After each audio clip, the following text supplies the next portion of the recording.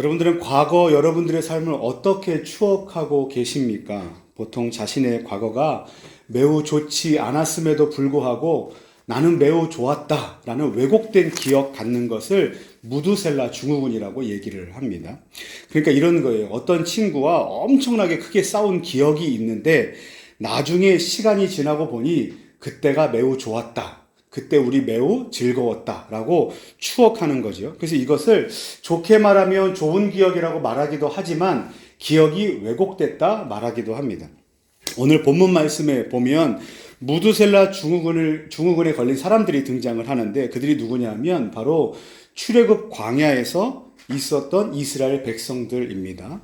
현재 이스라엘 민족이 어떤 상황 가운데 처해 있냐면 그들은 출애굽을 시작한 지 한 달쯤 지나서 신광야라는 곳에 머물러 있습니다. 그리고 그들은 지금 굶주려 있습니다. 먹을 것이 없는 상황이에요. 2절과 3절 말씀에 보면 그들은 하나같이 모세와 아론을 원망했다라고 되어 있습니다. 그런데 성경에서 이스라엘 백성들이 모세와 아론을 원망했다라는 것은 단지 자신들의 리더였던 대표자 한 사람 두 사람을 원망했다라는 것으로 끝나지 않습니다. 왜냐하면 그들을 이스라엘 민족의 지도자로 세우시고 또 그 두 사람을 통해서 하나님 나라의 역사를 이루어 가시는 분이 하나님이시기 때문에 모세와 아론을 원망했다라는 것은 그 모세와 아론을 세워서 일하시는 하나님을 원망했다라는 것으로도 우리가 이해해야만 합니다. 그러니까 지금 이스라엘 백성들은 출애굽한 지 한 달 만에 가지고 있던 식량이 모두 다 바닥을 보이자 하나님을 원망하기 시작했다라는 것이 오늘 말씀의 시작이에요. 근데 뭐라고 원망하는지 들어보면 3절 말씀에 차라리 애굽에 있었을 때가 좋았다라고 기억하는 겁니다. 이게 제가 말하는 무두셀라 증후군이에요. 그때 우리는 애굽에서 고기와 떡을 배부르게 먹었다라고 잘못된 왜곡된 기억을 하고 있는 겁니다. 그런데 잘 살고 있던 우리를 왜 광야로 끌어냈는가 라면서 모세와 아론을 원망하며 거기 위에 계신 하나님을 지금 원망하고 있는 거예요. 근데 실제로 그들이 애굽에 있었을 때 그렇게 잘 먹고 잘 살았는가를 생각해 보면 그렇지 않다는 겁니다. 기회가 되실 때 이제 출애굽기 1장과 2장 말씀을 읽어보면 좋겠는데 1장과 2장 말씀에 보면 그들은 애굽 왕국의 위협적인 존재가 된 이후부터 애굽은 그들의 노동력을 착취했습니다. 그래서 그 노동력 착취가 얼마나 심했는지 그들이 느끼는 그 느낌, 그것이 뭐냐면 학대를 받는 듯한 느낌이었어요. 그리고 심지어 태어나는 사내 아이들을 모두 다 죽이기 시작했습니다. 거기서 살아난 사람이 누굽니까? 모세잖아요. 그러니까 그런 그들의 삶이 얼마나 비참했는지를 말씀해주는 구절이 2장 23절에 기록이 되어 있는데 그들은 고된 노동으로 말미암아 탄식하고 부르짖었다라고 기록되어 있어요. 그런데 그런 노예로 살아가던 그들이 하나님을 향하여 부르짖고 탄식했을 때 하나님께서 하셨던 것이 무엇인가 하면 하나님께서 그들의 민족의 부르짖음을 들으시고 하나님께서 그들에게 구원을 허락해 주신 것이 바로 출애굽 사건이라는 거예요. 그러니까 멀쩡하게 잘 살고 잘 먹고 잘 있던 그들을 야 이제 좀 가야 되겠다. 내가 너희들이 필요하다라고 해서 그들을 쓰기 위해서 데려가신 것이 아니라 하나님 우리의 삶이 너무나 힘들고 억울하고 답답합니다라는 그 학대와 그 고통의 소리를 들으시고 하나님께서 사랑하는 하나님 나라의 백성들을 지금 건지셔서 젖과 꿀이 흐르는 땅으로 지금 인도해 내시는 사건이 바로 출애굽 사건이라는 거예요. 근데 그들은 그 과거의 시간들을 뭐라고 기억합니까? 우리가 잘 먹고 잘 살고 있었다. 그런데 하나님께서 하필 우리를 거기서 건져내서 이 고난 가운데로 몰아넣었다라며 하나님을 지금 원망하고 있는 겁니다. 근데 지금 그들이 하나님께서 이루어 놓으신 그 구원의 사건으로 여기까지 와 있는데 그들이 그 안에서 경험했던 것이 무엇입니까? 홍해가 갈라지고 목말랐을 때 하나님께서 물로 먹이시고 그들의 삶을 여전히 인도하고 계셨던 그 여정 가운데 있었음에도 불구하고 그들이 지금 앞에 먹을 것이 떨어지지 어떻게 했다는 겁니까? 원망했다는 거예요. 배은망덕이라고 얘기할 수 있습니다. 그런데 그렇게 이스라엘 백성들이 하나님을 원망하고 있을 때 하나님께서 하신 일이 있습니다. 저라면 배은망덕한 이스라엘 백성들을 통해서 하나님이 그러니까 아버지 된 누군가가 일할 때는 먼저 훈계하고 회초리를 들고 무엇인가를 이야기할 것입니다. 그런데 하나님께서 하셨던 일이 뭐냐면 4절 말씀입니다. 하나님께서는 원망하는 무리들을 향해서 꾸짖지 않으시고 도리어 하나님께서 무엇을 약속하시냐 하면 양식을 비같이 내리시겠다라고 약속을 허락하시고 실제 13절 이후 말씀에 보면 하나님께서는 그 약속하신 바를 신실하게 이행하시기 위해서 만나와 메추라기를 보내주시는 사건이 그 다음에 기록이 되어 있어요. 그러니까 시편 103편 8절 말씀처럼 하나님은 긍휼이 많으시고 하나님은 은혜로우시고 하나님은 노하기를 더디하시고 하나님은 인자하심이 풍부하신 분이시다라는 사실을 지금 무엇을 통해 증명하고 계십니까? 지금 이 사건을 통해서 증명하고 계신 거예요. 이제 제가 다니던 학교의 초대 총장님이 박윤선 이제 교수님이란 분이셨는데 그분이 자기 주석에 이렇게 이 구절을 이제 그 주석해 놓으셨습니다. 그들이 하나님을 원망한 일 때문에 벌을 받지 않고 도리어 그의 능력의 도우심을 받았다는 것은 얼른 보면 모순된 것처럼 보입니다. 왜냐하면 우리가 생각하기에 잘못하면 공의 하나님께서 심판하실 것이 마땅하기 때문에 그래요. 그러나 이것은 은혜의 원리에 속하는 하나님의 방식이다라고 이야기를 합니다. 그러면서 이렇게 덧붙입니다. 하나님은 우리 이제 목사님께서 기도하신 대로 우리가 죄인임에도 불구하고 어떻게 하십니까? 은혜로 구원해 내십니다. 그리고 다시 돌아올 기회를 허락하시는 거죠. 그러니까 굶주린 자들이 원망했을 때 훈계하는 것이 먼저가 아니라 어떻게 하십니까? 먹이시는 하나님이심을 보여주셨던 겁니다. 이것을 우리가 뭐라고 말하냐면 마땅하게 받을 것이 아닌데 받았다는 것을 통해서 우리가 무엇이라고 얘기합니까? 은혜라고 고백해요. 그러니까 우리가 하나님 앞에 죄인 된 우리인데 그럼에도 불구하고 하나님은 우리에게 꾸짖기보다 하나님의 인자하심과 하나님의 은혜를 먼저 더하시는 분이시다라는 거예요. 우리가 보통 드라마나 영화를 볼 때 악한 역할을 담당하는 그 사람의 이렇게 역할이 있습니다. 그럼 이제 그 역할을 보면서 우리가 어떤 마음을 갖냐 하면 저 사람 좀 혼났으면 좋겠다. 저 사람 마땅하게 벌을 받으면 좋겠다라는 마음을 가지고. 그래서 지금 그 한참 유행했던 드라마가 뭐예요? 모범택시 아닙니까? 모범택시 시즌 1이 나오자마자 사람들이 폭발적으로 우리의 시대 가운데 저런 일이 일어나지 않는데 뭔가 혼내는 일이 마땅하다라는 마음이 폭발적으로 감동해서 시즌 2가 나오고 시즌 3가 기대되는 것 아닙니까? 낭만다터 1이 나오고 2가 나오고 3가 나오면서 마땅하게 일어날 일들이 현실에서 일어나지 않으니 좀 드라마에서라도 일어나면 좋겠다라는 마음을 갖게 되는 거예요. 그러니까 악인은 그 죄에 대한 합당한 벌을 받아야만 한다 생각하고 그래야 우리가 통쾌함을 갖고 정의가 살아있다라는 생각을 하게 됩니다. 근데 만약 그와 같은 마음을 가지고 오늘 본문 말씀을 보면 실망하기 그지없습니다. 왜냐하면 하나님께서 마땅하게 벌을 내고 혼내야만 하지만 하나님께서 어떻게 하십니까? 용서하십니다. 하나님께서 사랑을 베푸시고 은혜를 베푸셔야만 해요. 근데 여러분, 우리는 오늘 본문 말씀에서 하나님을 원망했던 이스라엘 백성들을 보면서 쉽게 비난할 수 없습니다. 두 가지 이유가 있는데 첫 번째 이유는 뭐냐면 당시 이스라엘 백성들이 처했던 상황, 그러니까 원망을 할 수밖에 없었던 이유가 무엇입니까? 배고픔의 문제였기 때문에 그래요. 그러니까 배고픔은요, 인간이 가지고 있는 가장 생리적 욕구. 그러니까 이게 생리적 욕구, 그 다음에 뭐가 채워져야 되는데 가장 밑바닥에서 먼저 채워져야 될 원초적 본능과도 같아요. 이게 채워지지 않으면 그 어떤 욕구도 채울 만한 감정이 일어나질 않습니다. 게다가 먹을 것이 충족되지 않으면 어떻게 됩니까? 육신의 생명이 위협을 받게 됩니다. 그러니까 어떻게든 먹기 위해서 사람들은 수고하고 애쓰고 자신 안에 있는 모든 감정을 발동시키는 것 아니겠습니까? 그러니까 이스라엘 백성들이 지금 원망하는 그 불평의 가장 원초적인 밑바닥에 깔린 감정이 뭐냐면 배고픔이에요. 근데 성경에서 보십시오. 이스라엘 백성들이 출애굽한 다음에 그들이 하나님을 향하여 원망했던 원망들을 다 보면 하나님, 저 오늘 재밌게 놀지 못했습니다. 저 오늘 여행 가지 못했습니다. 저 오늘 운동하지 못했습니다. 자아 실현하지 못했습니다라는 그와 같은 것으로 인해 불평하는 장면들은 기록되어 있지 않습니다. 다 어떤 불평이냐면 목이 마릅니다. 배가 고픕니다.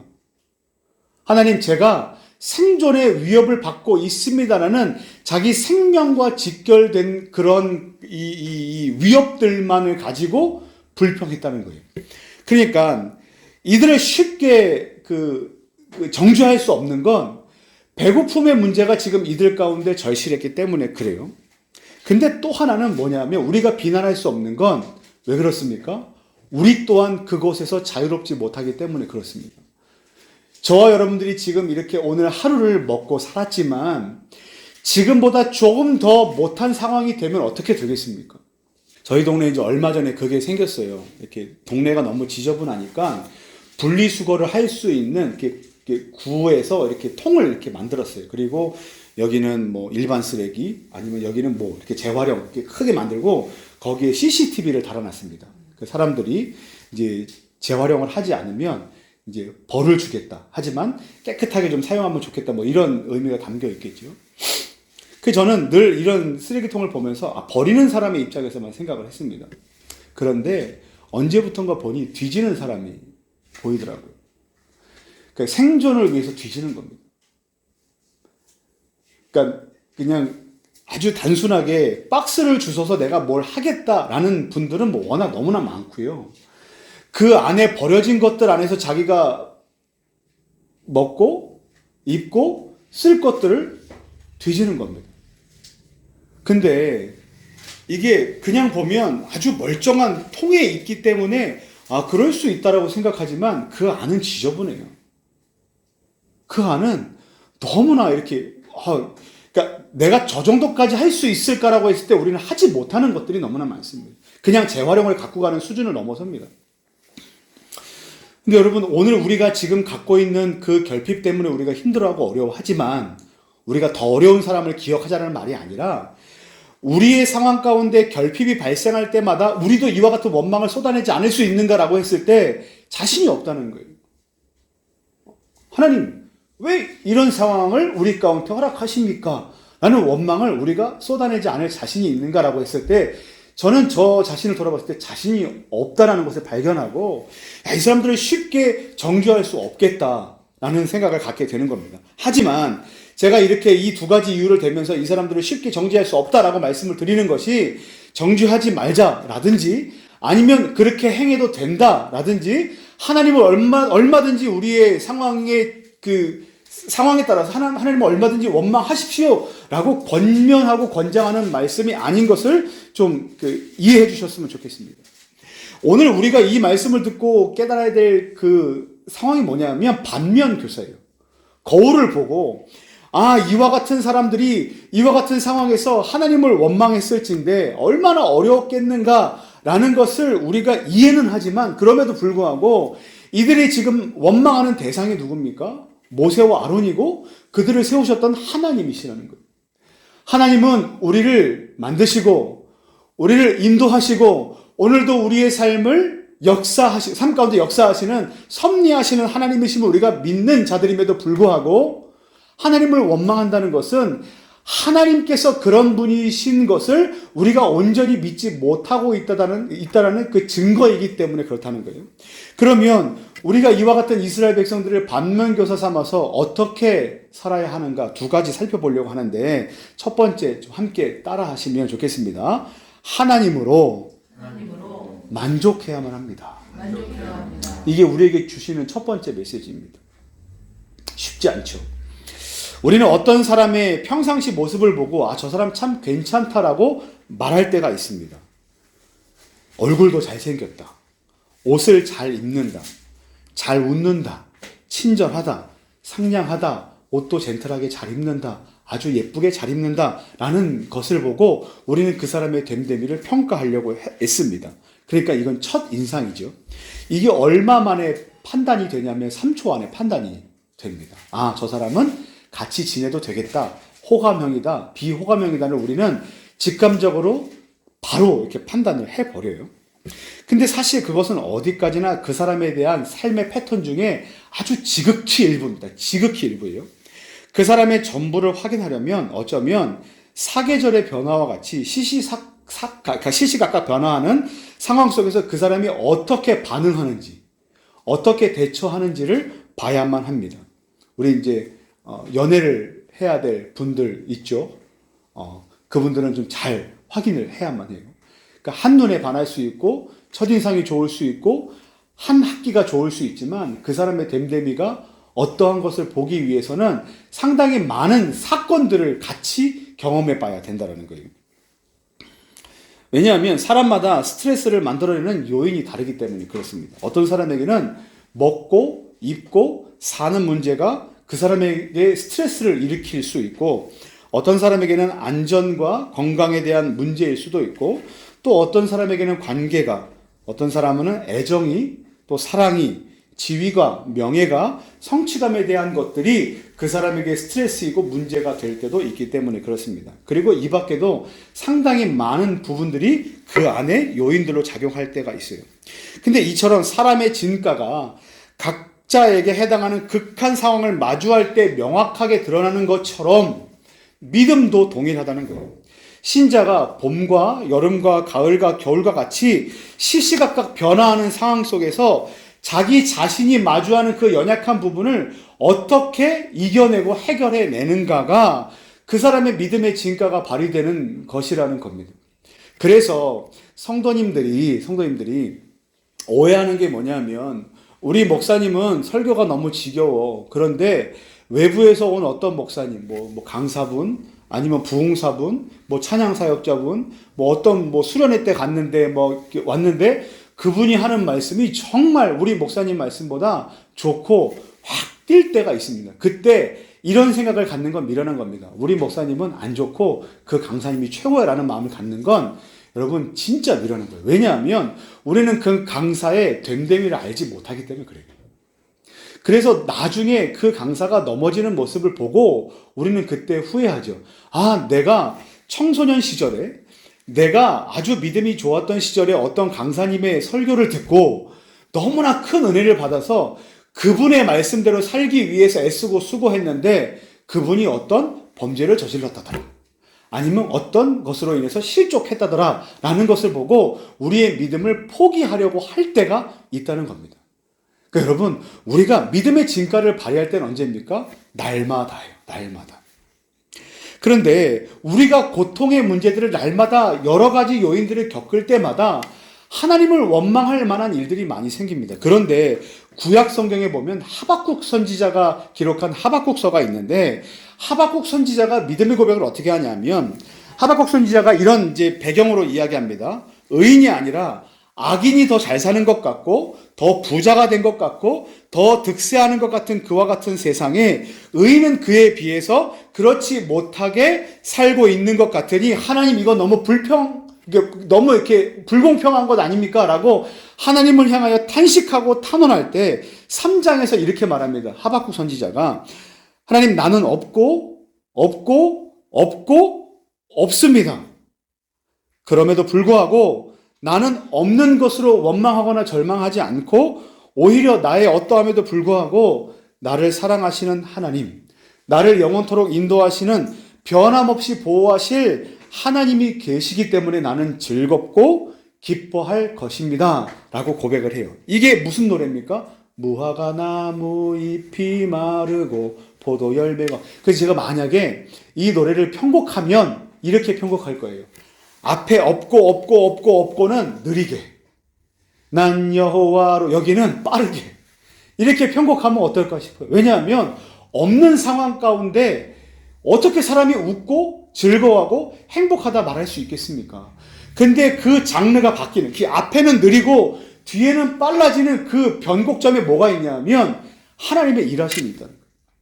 그래서 하박국 선지자가, 하나님, 지금 우리 집에 냉장고를 열어봤더니 없고 냉장고를 파먹으려 해도 파먹을 게 없는 그와 같은 상황을 마주할 때가 와도, 하나님, 내가 하나님의 자녀이기 때문에, 하나님께서 오늘 우리를 인도하고 계시기 때문에 나는 만족할 것을 선택하겠습니다 라는 믿음의 고백을 하나님께 드려야 한다는 겁니다.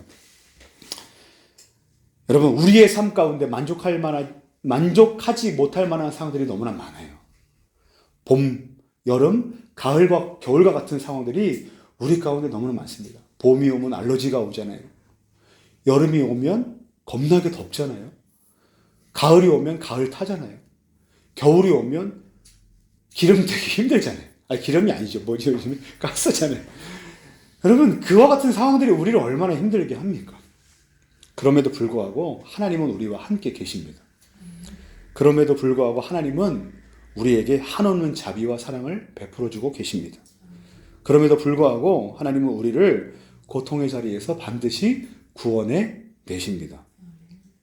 이와 같은 하나님의 신실하심을 믿는 믿음으로 하나님으로만 만족하겠습니다 라고 다짐하는 저와 여러분들 되시기를 예수님의 이름으로 간절히 축원합니다.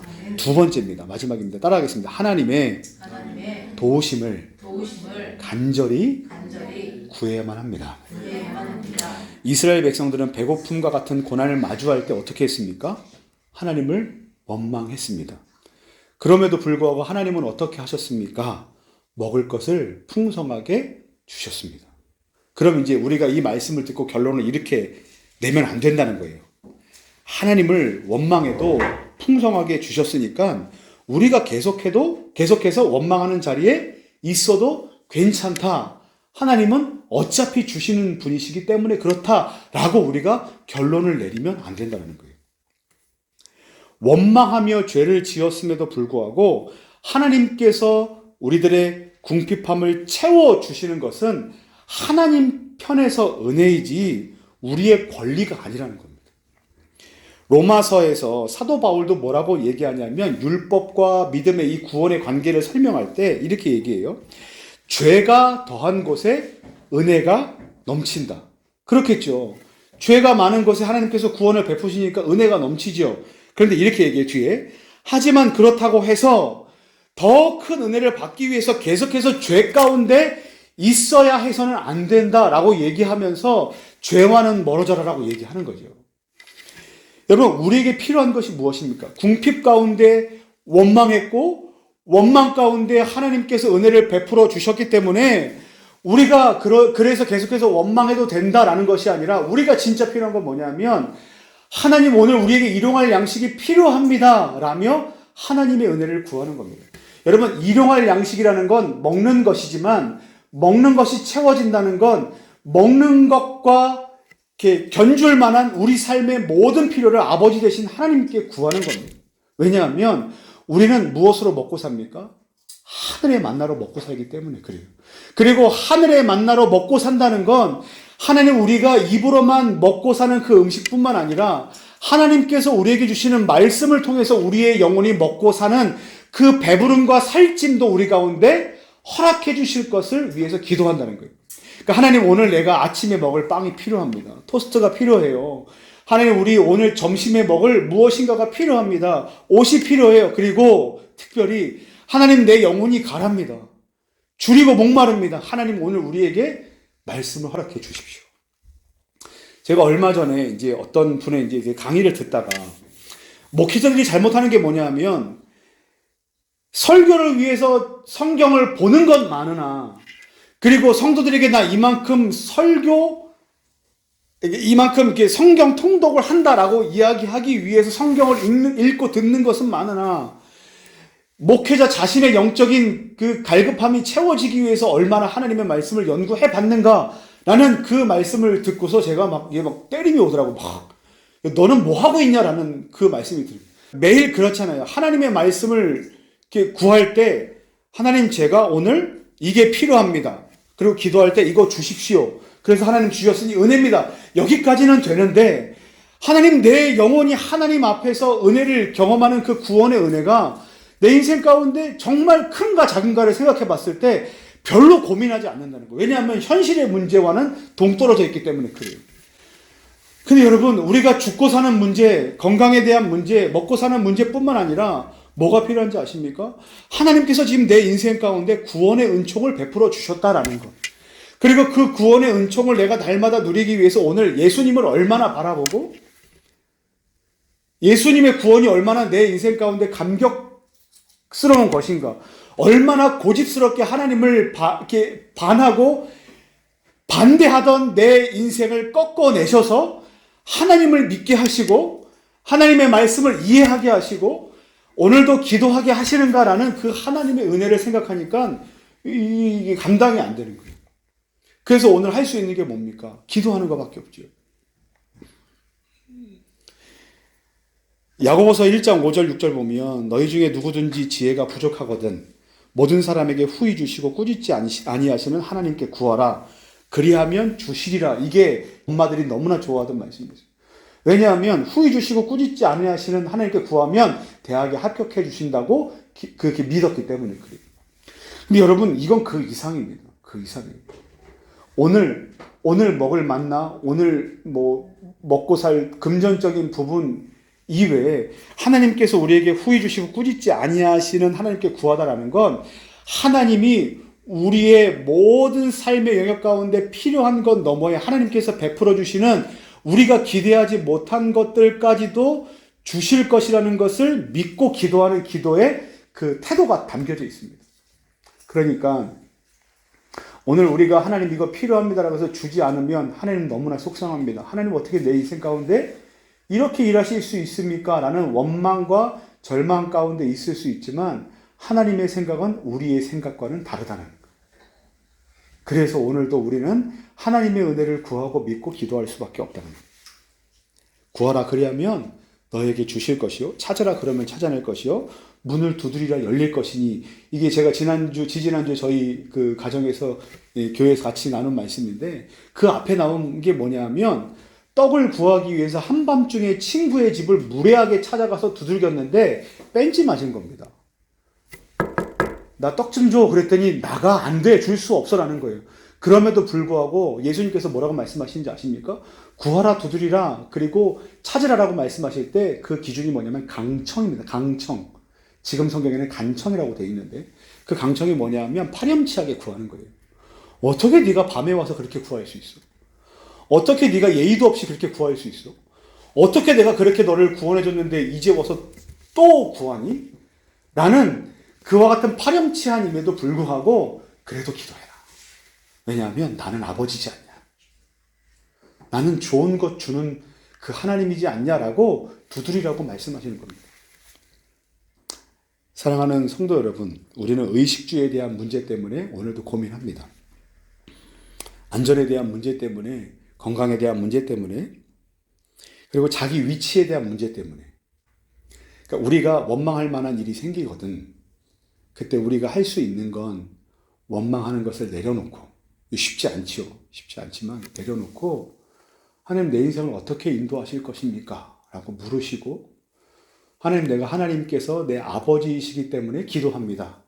라는 믿음을 갖고 파렴치한 것 같지만 말도 안 되는 것 같고 예의 없는 것 같지만 그래도 강청하시고 두드리시고 끝내 열어주시고 찾게 하시고 허락하실 그 하나님의 은혜를 믿고 기도하는 저와 여러분들 되시기를 예수님의 이름으로 간절히 축원합니다. 기도하겠습니다.